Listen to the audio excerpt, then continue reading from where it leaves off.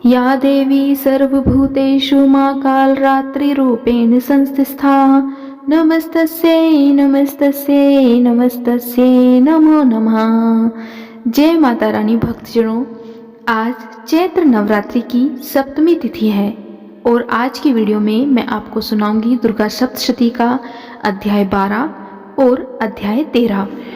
आइए माता रानी का ध्यान लगाते हुए सुनते हैं अध्याय 12 और 13 की कथा। देवी के चरित्रों के पाठ का महात्म्य।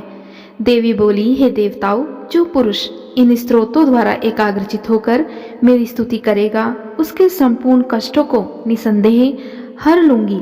मधुकैटभ के नाश, महिषासुर के वध और शुंभ तथा निशुंभ के वध की जो मनुष्य कथा कहेंगे, मेरे महात्म्य को अष्टमी, चतुर्दशी व नवमी के दिन एकाग्रचित से भक्ति पूर्वक सुनेंगे, उनको कोई भी पाप न रहेगा। पाप से उत्पन्न हुई विपत्ति भी उनको नहीं सताएगी। उनके घर में दरिद्रता नहीं होगी और ना उनके प्रियजनों का बिछोह ही होगा। उनको किसी प्रकार का भय नहीं होगा। इसीलिए प्रत्येक मनुष्य को भक्ति पूर्वक मेरे इस कल्याणकारक महात्म्य को सदा पढ़ना और सुनना चाहिए। मेरा यह महात्म्य महामारी से उत्पन्न हुए संपूर्ण उपद्रवों को एवं 3 प्रकार के उत्पातों को शांत कर देता है। जिस घर व मंदिर में या जिस स्थान पर मेरा यह स्तोत्र विधि पूर्वक पढ़ा जाता है, उस स्थान का मैं कभी भी त्याग नहीं करती और वहां सदा ही मेरा निवास रहता है। बलिदान, पूजा, होम तथा महोत्सवों से मेरा यह चरित्र उच्चारण करना तथा सुनना चाहिए। ऐसा हवन या पूजन मनुष्य जानकर या बिना जाने कर मैं उसे तुरंत ग्रहण कर लेती हूँ। और शरद काल में प्रत्येक वर्ष जो महापूजा की जाती है, उनमें मनुष्य भक्ति पूर्वक मेरा यह महात्म्य सुनकर सब विपत्तियों से छूट जाता है और धन धान्य तथा पुत्र आदि से संपन्न हो जाता है। और मेरे इस महात्म्य व कथाओं इत्यादि को सुनकर मनुष्य निर्भय हो जाता है और महात्म्य के श्रवण करने वालों के शत्रु नष्ट हो जाते हैं तथा कल्याण की प्राप्ति है और उनका कुल आनंदित हो जाता है।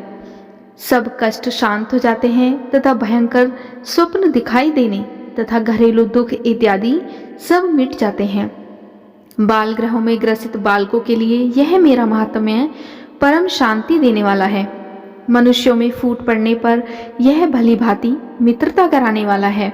मेरा यह महात्म्य मनुष्यों को मेरी जैसी सामर्थ्य की प्राप्ति करवाने वाला है। पशु, पुष्प, अर्घ्य, धूप, गंध, दीपक इत्यादि सामग्रियों द्वारा पूजन करने से, ब्राह्मण को भोजन करा के, हवन करके, प्रतिदिन अभिषेक करके, नाना प्रकार के भोगों को अर्पण करके और प्रत्येक वर्ष दान इत्यादि करके जो मेरी आराधना की जाती है और उसमें मैं जैसी प्रसन्न की हो जाती हूँ, वैसी प्रसन्न मैं इस चरित्र के सुनने से ही हो जाती हूँ। यह महात्म्य श्रवण करने पर पापों को हर लेता है तथा आरोग्य प्रदान करता है। मेरे प्रादुर्भाव का कीर्तन दुष्ट प्राणियों से रक्षा करने वाला है। युद्ध में दुष्ट दैत्यों का संहार करने वाला है। इसके सुनने से मनुष्य को शत्रुओं का भय नहीं रहता। हे देवताओं, तुमने जो मेरी स्तुति की है अथवा ब्रह्मा जी ने जो मेरी स्तुति की है, वह मनुष्यों को कल्याणमयी बुद्धि प्रदान करने वाली है।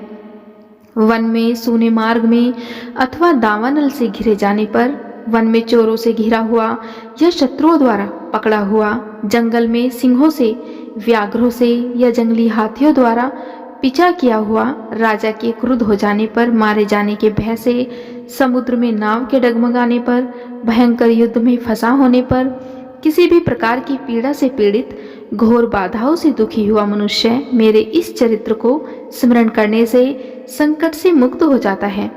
मेरे प्रभाव से सिंह, चोर या शत्रु इत्यादि दूर भाग जाते हैं और पास नहीं आते। महर्षि ने कहा, प्रचंड पराक्रम वाली भगवती चंडिका यूं कहने के पश्चात सब देवताओं के देखते ही देखते वहां से अंतर्ध्यान हो गई और संपूर्ण देवता अपने शत्रुओं के मारे जाने पर पहले की तरह यज्ञ भाग का उपभोग करने लगे और उनको अपने अधिकार फिर से प्राप्त हो गए तथा युद्ध में देवताओं के शत्रुओं शुंभ व निशुंभ के देवी के हाथों मारे जाने पर बाकी बचे हुए राक्षस पाताल को चले गए। हे राजन, इस प्रकार भगवती अंबिका नित्य होती हुई भी बार बार प्रकट होकर इस जगत का पालन करती है, इसको मोहित करती है, जन्म देती है और प्रार्थना करने पर समृद्धि प्रदान करती है। हे राजन, भगवती ही महाप्रलय के समय महामारी का रूप धारण करती है और वही संपूर्ण ब्रह्मांड में व्याप्त है। और वही भगवती समय समय पर महाकाली तथा महामारी का रूप बनाती है और स्वयं अजन्मा होती हुई भी सृष्टि के रूप में प्रकट होती है।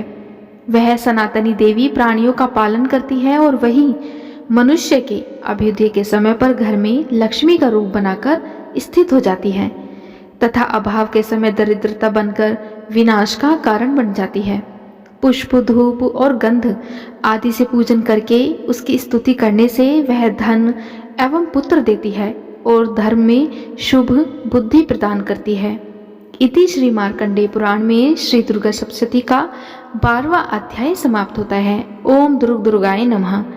अब सुनते हैं अध्याय 13, राजा सुरथ और वैश्य को देवी का वरदान। महर्षि मेधा ने कहा, हे राजन, इस प्रकार देवी के उत्तम महात्म्य का वर्णन मैंने तुमको सुनाया। जगत को धारण करने वाली इस देवी का ऐसा ही प्रभाव है। वही देवी ज्ञान को देने वाली है और भगवान विष्णु की इस माया के प्रभाव से तुम और यह वेश्य तथा अन्य विवेकी जन मोहित होते हैं और भविष्य में मोहित होंगे। हे राजन, तुम इसी परमेश्वरी की शरण में जाओ। यही भगवती आराधना करने पर मनुष्य को भोग, स्वर्ग तथा मोक्ष प्रदान करती है। मार्कंडेय जी ने कहा, महर्षि मेधा की यह बात सुनकर राजा सुरथ ने उन उग्र व्रत वाले ऋषि को प्रणाम किया और राज्य के छिन जाने के कारण उसके मन में अत्यंत ग्लानि हुई और वह राजा तथा वैश्य तपस्या के लिए वन को चले गए और नदी के तट पर आसन लगाकर भगवती के दर्शनों के लिए तपस्या करने लगे। उन दोनों ने नदी के तट पर देवी की मूर्ति बनाई और पुष्प, धूप, दीप तथा हवन द्वारा उसका पूजन करने लगे। पहले उन्होंने आहार को कम कर दिया, फिर बिल्कुल निराहार रहकर भगवती में मन लगाकर एकाग्रचित्त होकर उनकी आराधना करने लगे। वह दोनों अपने शरीर के रक्त से देवी को बलि देते हुए 3 वर्ष तक लगातार भगवती की आराधना करते रहे। 3 वर्ष के पश्चात जगत का पालन करने वाली चंडिका ने उनको प्रत्यक्ष दर्शन देकर कहा, देवी बोली, हे राजन तथा अपने कुल को प्रसन्न करने वाले वेश्य, तुम जिस वर की इच्छा रखते हो वह मुझसे मांगो। वह वर मैं तुमको दूंगी क्योंकि मैं तुम पर अत्यंत प्रसन्न हूँ। मार्कंडेय जी कहते हैं, यह सुन राजा ने अगले जन्म में नष्ट न होने वाला अखंड राज्य और इस जन्म में बलपूर्वक अपने शत्रुओं को नष्ट करने के पश्चात अपना पुनः राज्य प्राप्त करने के लिए भगवती से वरदान मांगा। और वैश्य ने भी, जिसका चित्त संसार की ओर से विरक्त हो चुका था, भगवती से अपनी ममता तथा अहंकार रूप आसक्ति को नष्ट कर देने वाले ज्ञान को देने के लिए कहा। देवी ने कहा, हे राजन, तुम शीघ्र ही अपने शत्रुओं को मारकर पुनः अपना राज्य प्राप्त कर लोगे। तुम्हारा राज्य स्थिर रहने वाला होगा। फिर मृत्यु के पश्चात आप सूर्य देव के अंश से जन्म लेकर सावर्णिक मनु के नाम से इस पृथ्वी पर ख्याति को प्राप्त होंगे। हे वैश्य, कुल में श्रेष्ठ, आपने जो मुझसे वर मांगा है वह आपको देती हूँ। आपको मोक्ष को देने वाले ज्ञान की प्राप्ति होगी।